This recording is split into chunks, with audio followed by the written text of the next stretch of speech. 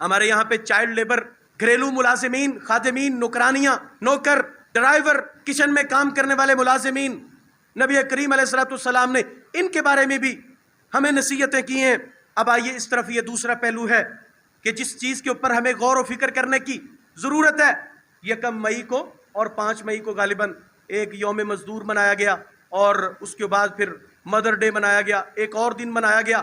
اور بھائی دن منانے سے کچھ نہیں ہوتا، یہ سب ان لوگوں کی کارستانیاں ہیں کہ جو لوگ صرف وہاں پہ یورپ میں بیٹھ کے دن مناتے ہیں، ایک دن منا لیا۔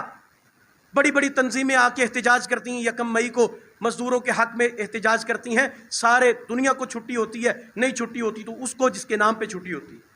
اور بھائی ان کے حق مقرر کرو، ان کے حقوق کا خیال کرو، ان کے ساتھ اپنے رویوں کو تبدیل کرو۔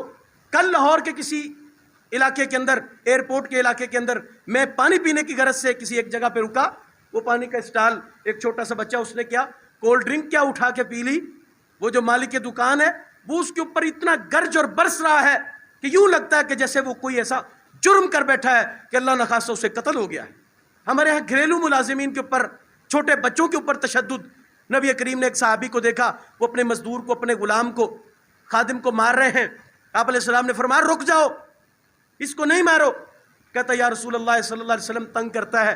آپ علیہ السلام فرماتے ہیں جس کے ہاتھ میں تیری جان ہے وہ اس مزدور کے اوپر، اس ملازم کے اوپر جو تیرا حق ہے، اس سے زیادہ کہیں وہ اللہ تیرے اوپر قادر ہے، وہ تجھے سزا دے سکتا ہے۔ نبی کریم علیہ السلام نے تو یہاں تک فرمایا اذا جاء احدکم خادمہ بطعامہ فلیاکل معہ فإن ابا فلیناولہ۔ اگر تمہارا کوئی خادم نوکر تمہارے لیے کھانا بنا کے لے کے آئے، گرمی کی مشقت اس نے برداشت کی، کھانا بنا کے لے کے آئے، آپ اس کو اپنے ساتھ بٹھا کے چند لقمے دے دیں۔ اگر آپ کا پروٹوکول، آپ کی مجلس، آپ کے دوست احباب، ان کا پروٹوکول اجازت نہیں دیتا، آپ فرماتے ہیں کسی برتن میں ڈال کے اس کو دے دو، اس لیے کہ اس نے سارے دن کی دھوپ کی مشقت برداشت کر کے یہ کھانا آپ کے لیے تیار کیا۔